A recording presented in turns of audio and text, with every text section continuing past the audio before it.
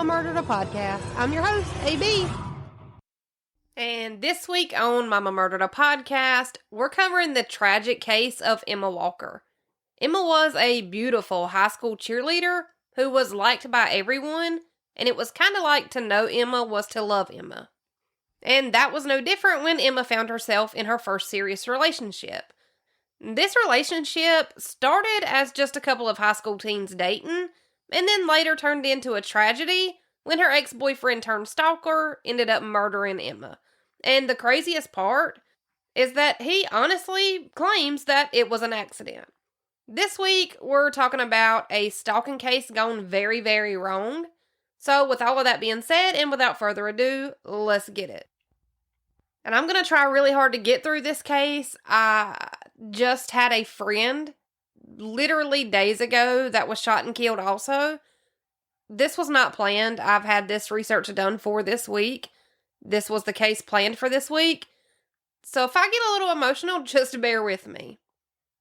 Emma Jane Walker was born to her parents, Mark and Jill Walker, on March 20th in the year 2000 in Knoxville, Tennessee. Emma also had a younger brother named Evan, and Emma was described as someone who cared greatly about other people in her life, and someone who was super, super sweet and just genuinely a big-hearted person. Emma was also absolutely stunning, and her friends would later say that people who didn't know Emma would see her and just think like, oh, she's just a, pretty preppy cheerleader, probably snobby.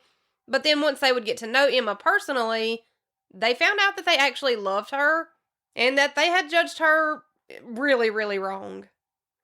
So I think people who didn't know Emma would usually just assume that she was like a goody two-shoes, and then like once they would actually meet her and get to know her, they saw that she wasn't at all that kind of person, that they maybe would have assumed that she was. Emma made friends easily, and like I said at the very top of this episode, to know Emma was to love Emma. She was friends with everybody, and literally everybody liked her. And as much reading as I've done on this case, I can tell you that I could not find one single negative comment that was made about Emma by anyone that knew her. So she really, truly was just the kind of girl who lit up every room that she walked into. And as cliche as that is, it's just true. Her smile and kindness and positivity would just spread to the people who were around her. It was infectious. And there just wasn't anyone that Emma couldn't get along with. Emma was on the cheerleading squad at Central High School where she attended, and she was also in a few other clubs and school activities, including the Beta Club. Emma, even in her early teenage years, knew that she wanted to go into nursing and work towards becoming a neonatal nurse, and I fully believe that she would have done that if she had been given the opportunity. Emma wanted to work with babies in the NICU who were either in intensive care or babies who were born prematurely that maybe needed a little extra attention from doctors and nurses. So this is just another thing that points to how big of a heart Emma actually had. Her literal dream career was to help underdeveloped or premature infants immediately after they were born. You have to be a special kind of person with a special kind of heart to do that job. Trust me, I'm a 2-time preemie mom. Those neonatal nurses are heaven sent, literally. Now, Emma also did some volunteer work with animals at an animal shelter in her area, and we already know that Emma was a cheerleader for her high school, but she was also an honor student and a part of the competitive dance team. So it's kind of funny because when Emma started high school in 2014, she tried out for the high school cheerleading team, and Emma was actually the only freshman to make it onto the cheer team. And it makes sense, though, because Emma was stunning. She was blonde-haired, blue-eyed, just like this naturally pretty bombshell. Just the kind of pretty where she rolled out of bed and could look like a model. And being from a small southern town, it only makes sense that Emma would meet a football player and fall head over heels. When Emma was a freshman in high school, so that would have been her 9th grade year for anyone outside of the U.S., so during her freshman year in high school, she met a boy by the name of William Riley Gall, who is just better known as Riley. Riley was a football star who played the position of a wide receiver, and he was about 2 years older than Emma. So Riley would have been 16 years old when he and Emma started dating. She would have been 14 at the time that their relationship started.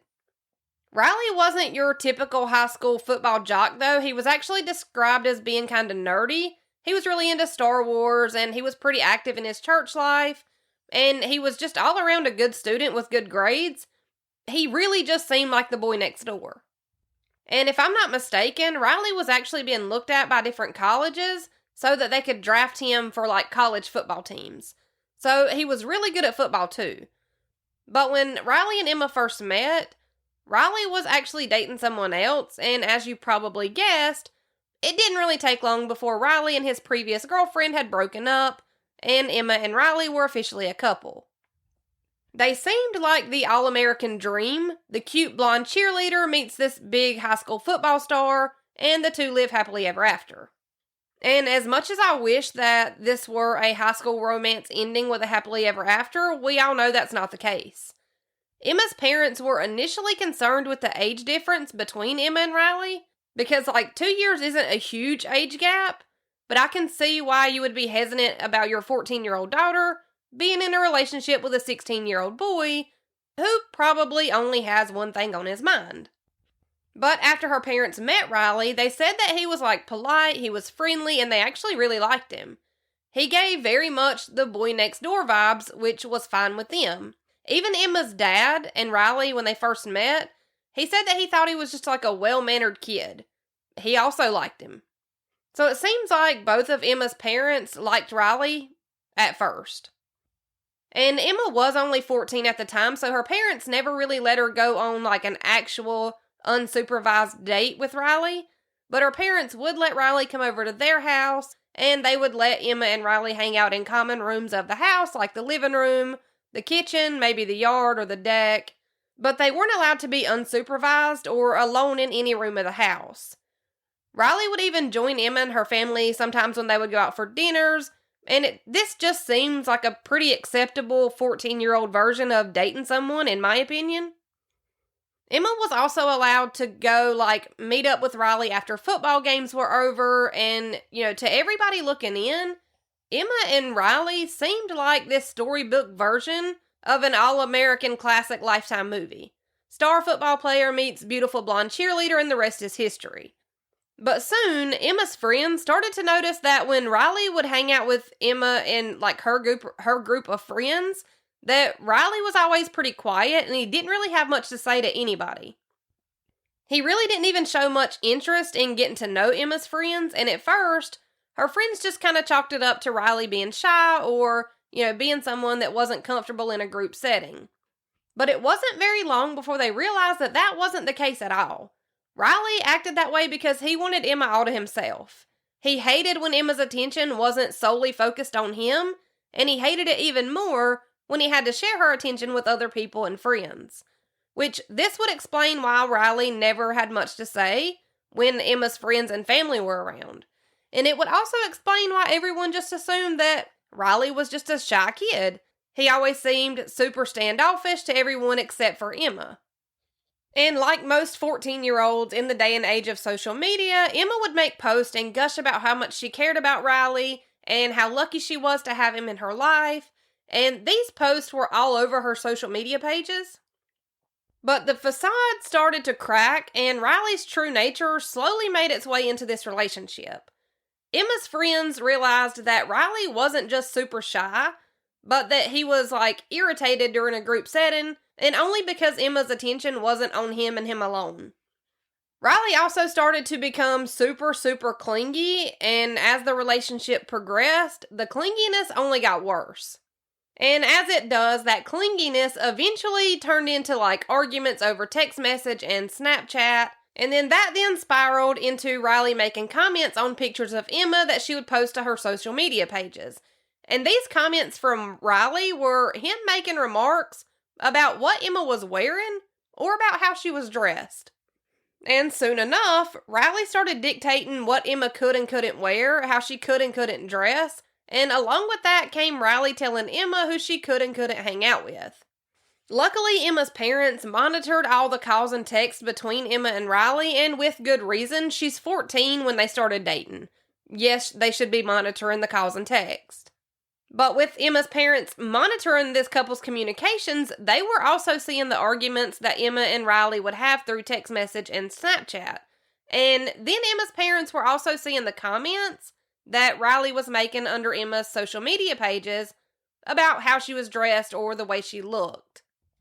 And once Emma's parents realized what was happening, they started keeping an even closer eye on how Riley treated and talked to Emma when he was around.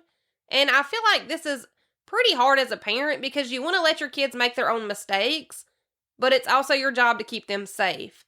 And at this point, I get the vibe that Emma's parents knew that if they tried to forbid Emma from seeing Riley, that could just draw her even closer to him, and that she would likely pull further away from her parents.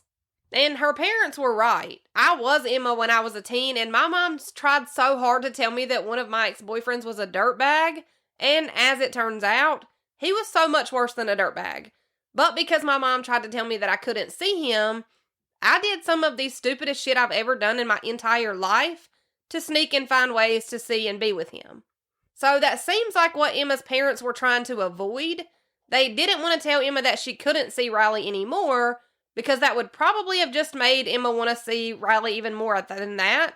So at this point, they just tried to monitor the situation and hope that Emma would eventually see Riley for what he was.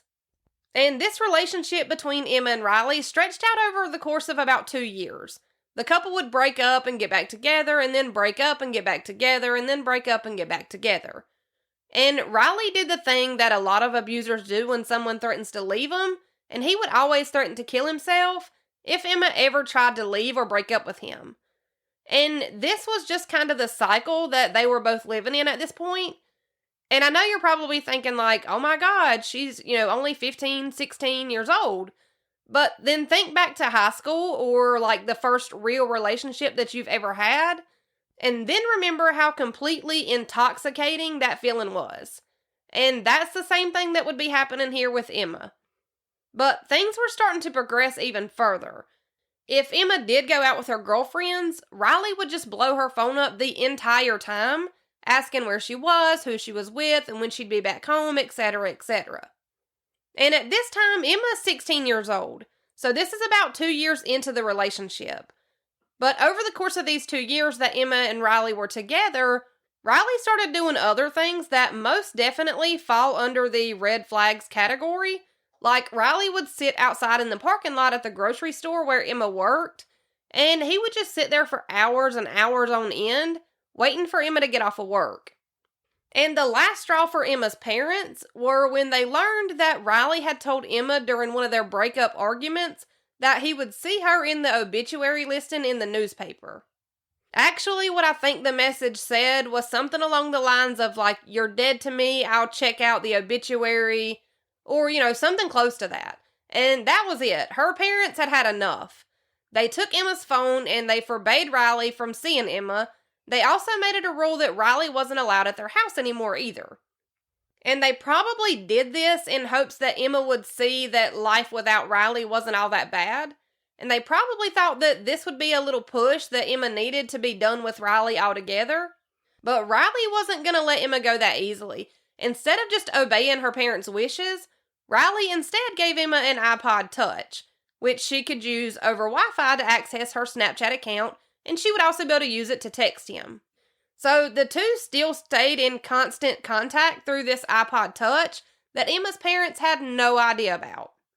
So Emma's parents think that she isn't in touch with Riley at all, so they're using this time in which they think that Emma isn't in touch with Riley to try to talk her out of this relationship and try to explain to her how dangerous this could be, just kind of trying to urge her to cut this relationship off.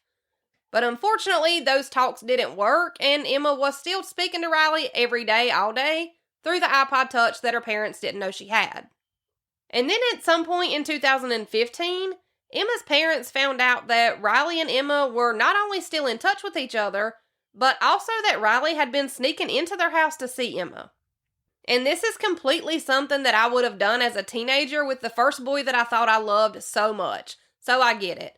But Riley sneaking into the house actually prompted Emma's parents to invest in a security camera system. That way they could see who was coming and going and when it was happening. And her parents probably did think that this was going to work, because at this point, 2 years into the relationship, Riley was 18 and Emma was 16. But Riley had actually graduated from high school in 2016, and he'd started college, and that college was about 30 minutes away from where Emma lived. So her parents were probably hoping that the distance in between them and, with no phone and no Riley and a security camera system, that maybe Emma would finally get a glimpse of what life without Riley could look like. But it just seemed like nothing that her parents did helped, and Emma would continue this relationship with Riley. That is, until Emma had finally had enough.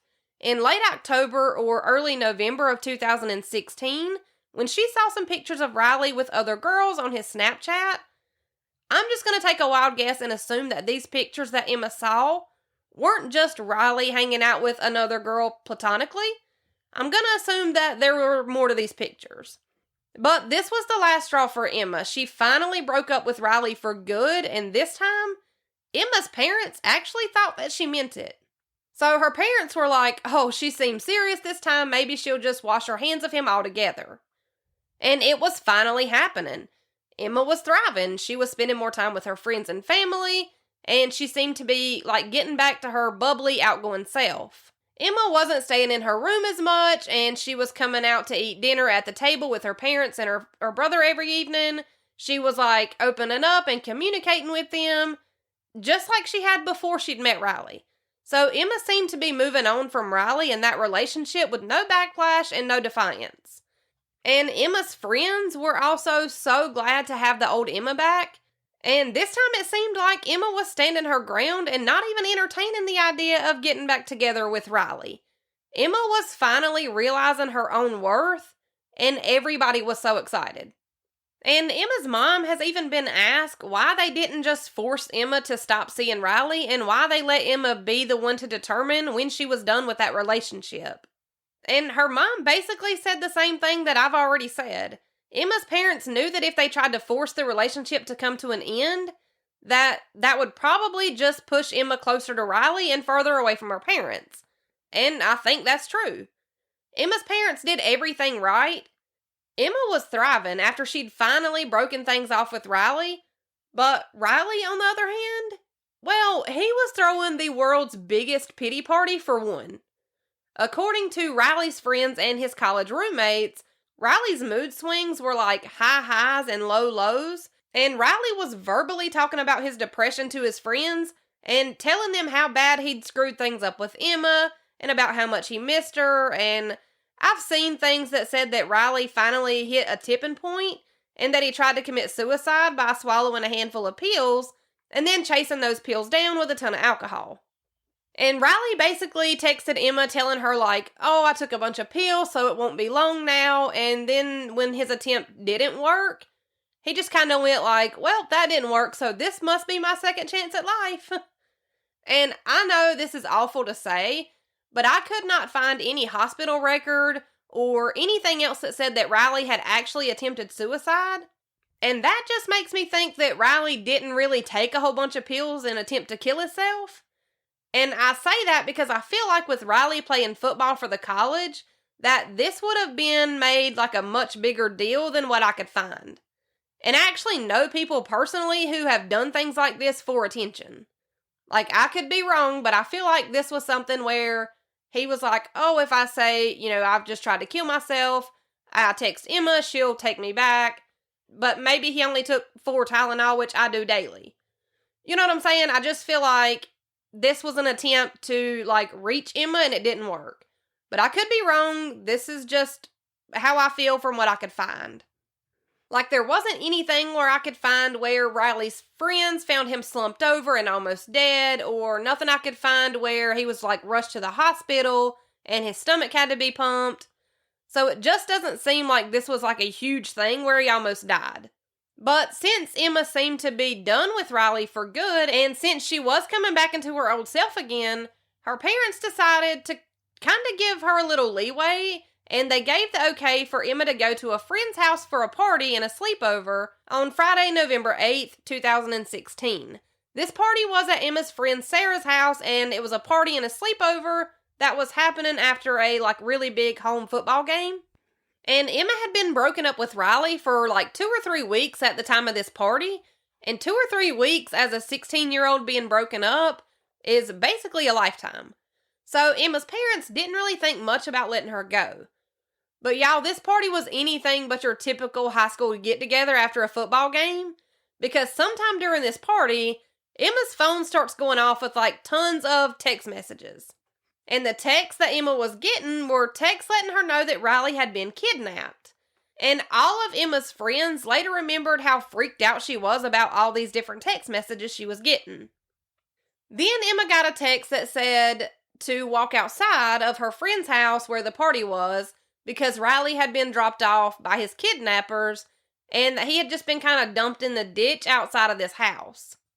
Now, mind you, this party wasn't at Emma's house. This party was at Emma's friend's house, and no one besides Emma's parents and her friends would have known that she was at her friend's house and not at home. So why would these kidnappers dump Riley off in a ditch at Emma's friend's house where Emma just so happened to be? Exactly, they wouldn't. Emma had one of her best friends, Zach, go outside with her to check and see if they saw Riley, but Emma and Zach didn't see anything. That's when Emma got another text that said, quote, "Go to your car with your keys and go alone. I've got someone you love. If you don't comply, I will hurt them." But when Zach walked back outside with Emma again after she got this text, Emma's phone went off again with another text, and this text said, "What part of alone wasn't clear? I don't want to have to hurt a loved one." And Emma was convinced at this point that these text messages were coming from one of Riley's friends. But when Emma sent the text saying that she knew that this was one of Riley's friends texting her, she got a text back that said, "I'm no one's friend. We have him now. If you don't care about him anymore, then it shouldn't bother you. Go ahead, call the police and he dies. Your choice. If you'd like to hear his final screams, give me a call." But then sometime later, Emma got another text saying, "He's in a ditch beside Sarah's house. It's a shame you can all of a sudden not value someone else's life." So we went from he's gonna die, and if you want to hear his final screams, give me a call, to he's in a ditch beside Sarah's house. So obviously it's pretty widely believed that all of these text messages were actually coming from Riley, because again, how would a random kidnapper know that Emma would even be at Sarah's house to begin with? But let's keep going, because this time when Emma and her best friend Zach went outside to look around, they basically took everyone from inside the house party outside to look around with them. And when this whole ass group of people walked outside to the ditch, they saw Riley conveniently waking up, or coming to, and he was laying face down in this ditch. So now this whole house full of teenagers are all just standing over Riley. And Riley is what I believe to be pretending to wake up. And he stands up and he's rubbing his head and he's acting so confused and so flustered. And he just has no idea how he got here. Riley later says that he was hit over the head with something and then shoved into a car, and that he remembered that his kidnapper kept telling him to call Emma. And then bam, the next thing he knows, he's waking up in a ditch beside Sarah's house. He doesn't remember how he got there. He has no idea who had taken him. And he's still rubbing his head and asking where he was and asking how he got there and asking what was happening. And this is obviously the biggest crock of shit I've ever seen in my entire 31 years of life. And thankfully, Emma saw right through this acting skit too. She returned to the party with all of her friends who had walked outside with her, and she didn't even try to press Riley about what had happened. She just knew he was lying. And it was made even more clear that Riley was lying because Emma had been outside asking Riley, what he was doing at the party and stuff. And Riley had, of course, told Emma that he had been kidnapped and yada, yada, yada. But Riley also told Emma that the kidnappers had taken his cell phone. But after Emma walks back inside, leaving Riley standing outside scratching his head and looking really confused, Riley eventually left a few minutes later, but then as soon as he left, he started texting someone else at the party on his own phone. So how is Riley possibly able to text someone else from his phone when the kidnappers supposedly took his phone? Probably because there never were any kidnappers. So Emma knew for sure that this whole kidnapping thing had been a lie, and after she found out that Riley was immediately using his phone that he claimed had been taken by the kidnappers, Riley even strung this lie out further than that, though. He even went as far as to call his friends from college and tell them that he had been kidnapped too. Which I had almost even forgot at this point that Riley was in college, because this is the most delusional thing I've ever heard. But when Riley drove up to the house where all of his college friends were, they're all like freaking out, telling him like, we need to call the police. They're asking him what happened. And Riley told them there was no use in calling the police. He actually like begged them not to call police. And this is when Riley's friends realized that this was probably just another stunt to try to get Emma back. So they just let it go. And at this point, Emma really wanted Riley to just leave her alone and let her move on with her life. But Riley just couldn't let that happen.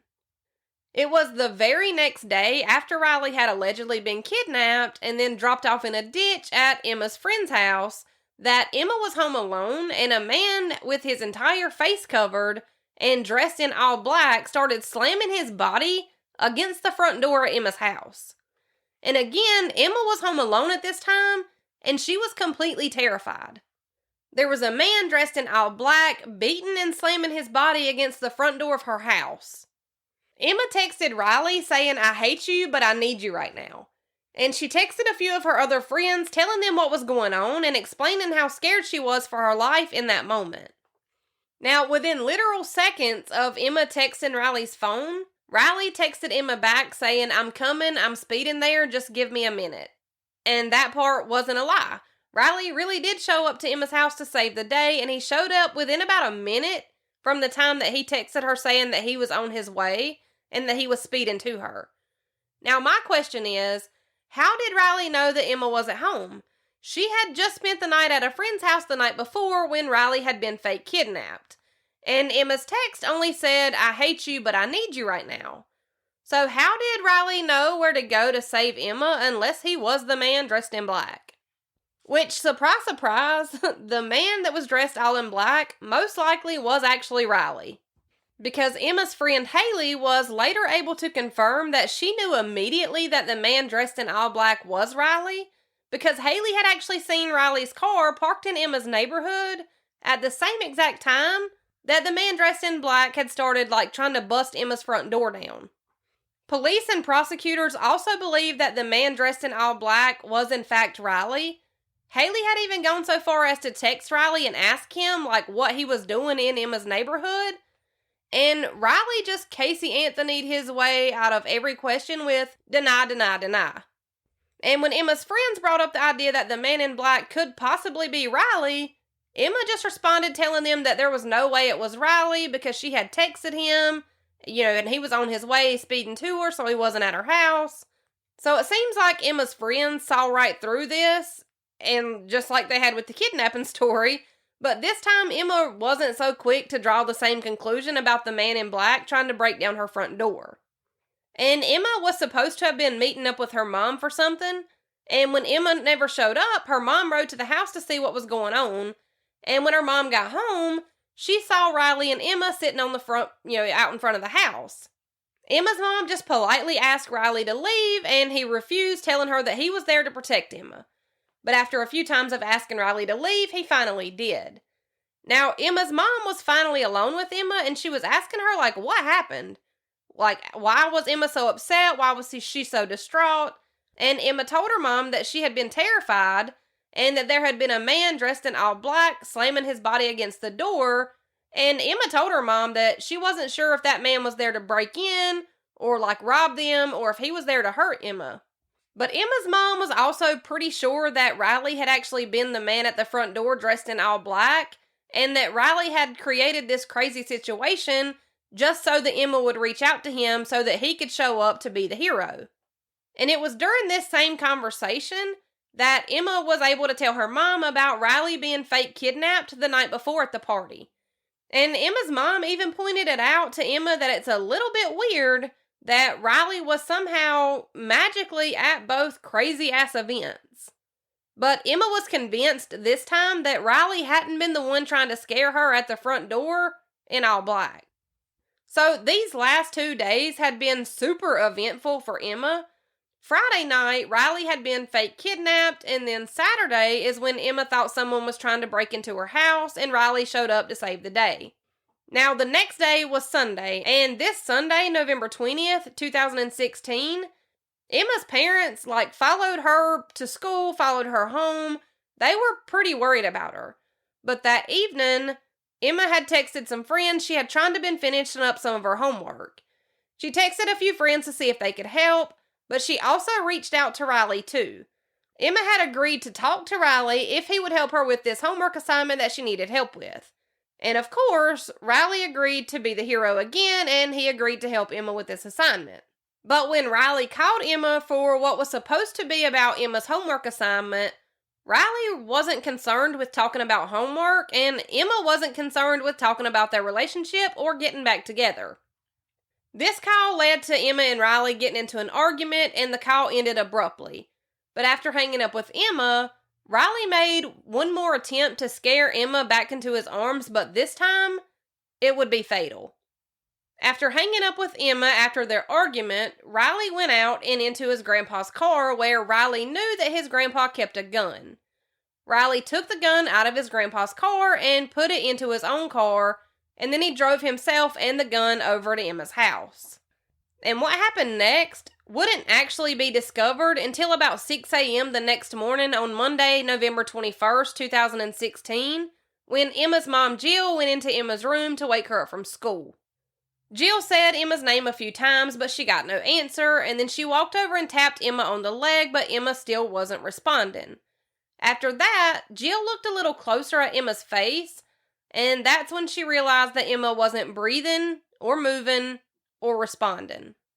Emma's mom Jill called 911, and she explained that Emma wasn't moving, breathing, or responding, and before police officers arrived on the scene, they initially believed that they were responding to a suicide.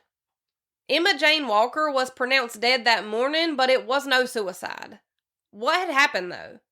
Emma had gone to bed the night before, and she was found unresponsive and not breathing in her bed the very next morning. But once the lead forensic investigator arrived and started looking around at the scene and taking pictures of the crime scene, they first looked around on the outside of the house and then on the inside of Emma's bedroom. Now, inside of Emma's bedroom, there was a bullet hole about the size of a ballpoint pen that was found in Emma's room on the wall. This is when the idea of suicide was pretty easily ruled out. Once another look was done on the outside of the house, another bullet hole was found on the exterior side of the house. The bullet hole was about shoulder length high on the outside of the house, but also on the outside of the house were 2 bullet shell casings. But it isn't making a whole lot of sense so far, though. There are bullet shell casings and bullet holes on the outside of the house, but Emma's body was found deceased on the inside of the house, and she was still in her bed. There was then a second bullet hole found on a completely different side of the house than where the first bullet hole had been found, and it was also about shoulder length high, just like the first bullet hole that had been found. And then the medical examiner was able to determine that Emma Walker had been killed by a gunshot wound to the head while she slept in her own bed. They were also able to determine that the gunshots that killed Emma had actually come from outside of the house. One bullet struck Emma on her left ear, and the other bullet had gone through Emma's pillow and into her head while she lay asleep in her bed. The rest of Emma's family never heard anything, and if they did, it wasn't enough for them to get up and check. Now, Emma's family were asked to leave the home since it was now an active crime scene. And once the investigation started and police started questioning Emma's family members and friends, the only name that kept being brought up was the name Riley Gall. Friends told police how Riley had treated Emma throughout their 2-year relationship, and Emma's parents filled police in on a lot of the odd happenings recently involving Riley. Meanwhile, when Riley learned about Emma's death, he immediately took to Twitter, where he changed his profile picture to a picture of just Emma, and he changed his Twitter bio to say, "Living every day through Emma Walker. I love you, beautiful, and I know you're in a better place now." And if you thought that was strange, Riley then decided to tweet his guts out. And I promise y'all are not ready for these tweets. I'm just going to break them down because there are so many. Riley tweeted about Bible verses that I guess were symbolic to he and Emma's relationship together. And every other tweet was pretty much just saying how much he loved Emma, how beautiful she was, and how much he was going to miss her. Riley used his Twitter as his own personal pity party again because Riley loved himself a pity party for one. Every tweet basically said the same exact thing. How much he loved her, how much he would miss her, how much he hates that he'll never get to hug or kiss her again. More about how much he loved her, again about how much he loved her. And he never called Emma's parents to give his condolences. He never reached out to them in any way. Now, the night after Emma's death, all of her family, friends, cheerleading squad, teachers, neighbors, and everyone else whose lives Emma had impacted, they all held a candlelit vigil. And later on that week, at another high school football game, a balloon release was done at the end of the game in honor of Emma. And the entire community was mourning the death of 16-year-old Emma Walker. But then one of Riley's college roommates came forward to let police know that Riley had claimed to be so depressed that he wanted to take his own life. But this roommate also told police that Riley had claimed to be so afraid for his life that he told his roommate he had stolen his grandpa's gun out of his car, and he then showed this roommate the gun. Riley was claiming to be afraid of the people that had wanted to hurt him and Emma.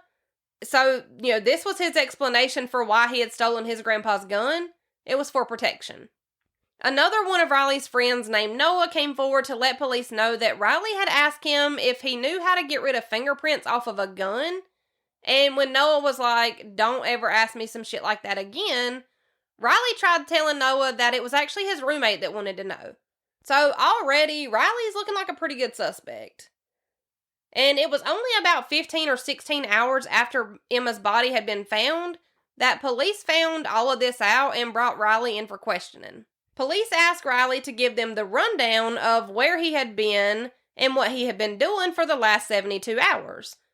Now, let's just recap because, mind you, Riley had been kidnapped on Friday, and then Emma's house was almost broken into on Saturday, and then he and Emma had gotten into a fight Sunday evening, and then Monday morning she was found dead inside of her own bedroom. But Riley did not tell police all of this.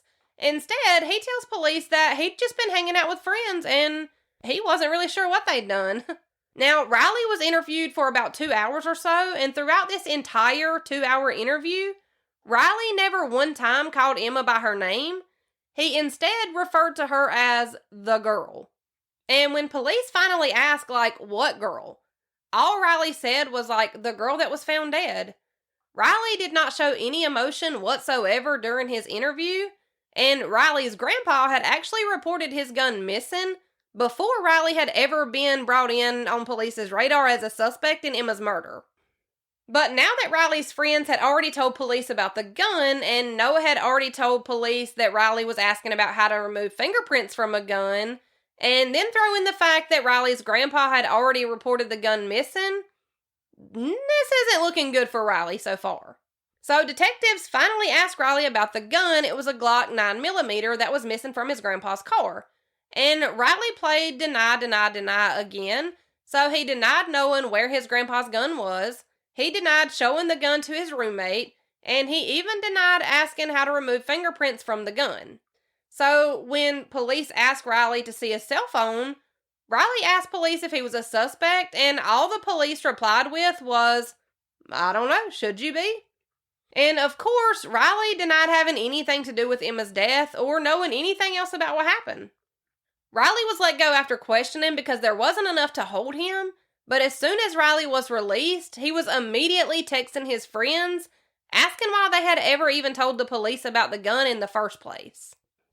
Riley basically forbade his friends from talking to the police or, answering any more questions.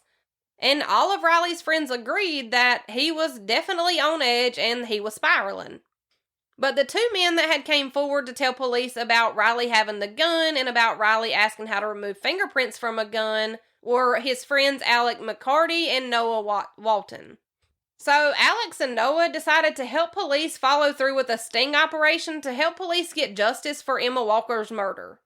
So Emma's body was found on Monday morning, and by Tuesday morning, police already had Riley on their suspect list, and Alex and Noah had already gotten in touch with police and asked if there was anything they could do to help.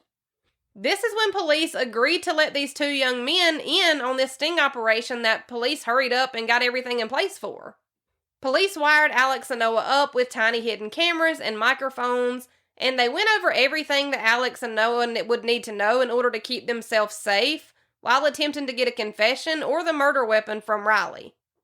During the sting operation, Riley told Alex and Noah on a recorded mic, quote, "I'm trusting you guys with my life, because this is 70 years in jail if I'm convicted of something that I didn't do. I want to be upset, but I can't. I'm too worried about being arrested to think about Emma." Riley went on to tell Alex and Noah not to talk to the police again, and he even confronted them about why they told police about the gun in the first place, making sure to throw in the fact that he had only had the gun because he felt unsafe because of whoever was after him and Emma. You know, Riley had been kidnapped and Emma had been killed. Obviously, somebody's after them.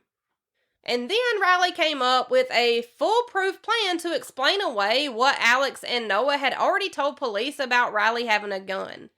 So Riley came up with a plan that Alex and Noah were going to go to police and retract their statement about Riley showing them the gun and about asking how to remove fingerprints from a gun.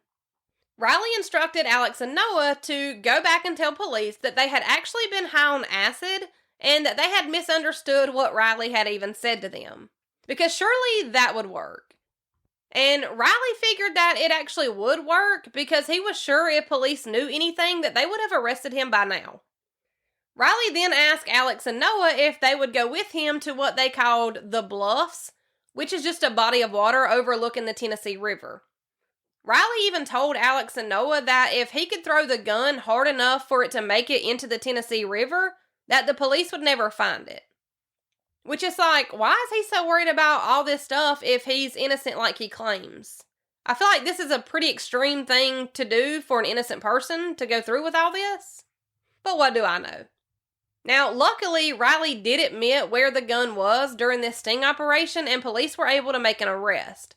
So, police recovered Riley's grandpa's gun that Riley had taken, and it was later able to be determined that Riley's grandpa's gun was the murder weapon. And police also recovered a shit ton of evidence and information that they would later be able to use for trial, including gloves and a change of black clothes. Which we're all pretty sure that those clothes were the ones that Riley was wearing when he tried to make Emma think that someone was trying to break into her house and that she was in danger. Riley was charged with first-degree murder along with stalking, stolen firearm, theft, and a few other charges. He was held on a $1.3 million bond, and surprisingly, he was able to make bond, and he was released with the agreement that he would be monitored by an ankle monitor, and he would also have this slew of strict rules in place, for his release that he would have to agree to follow. It wasn't until May of 2018 when the trial for Riley Gall started, which was more than a year after Emma's murder. So Riley got to walk around free with an ankle monitor on for like a year and a half after he murdered Emma. And that's just not how that's supposed to work. Now, during the trial, Riley and his defense team never denied that Riley shot the bullets into the house where Emma Walker and her family were sleeping. However, they did argue that Riley never actually meant to shoot Emma. You see, Riley wasn't actually trying to shoot anyone. He just wanted to scare Emma again so that he could show up and be the one to save her again, which is insane. Because Emma had reached out to Riley every time he had done something to scare her before, so he figured this time probably wouldn't be any different. See, Riley figured that it would seem like someone was after him and Emma, especially after Riley was, pretend kidnapped, and then someone had tried to break into Emma's house the very next day.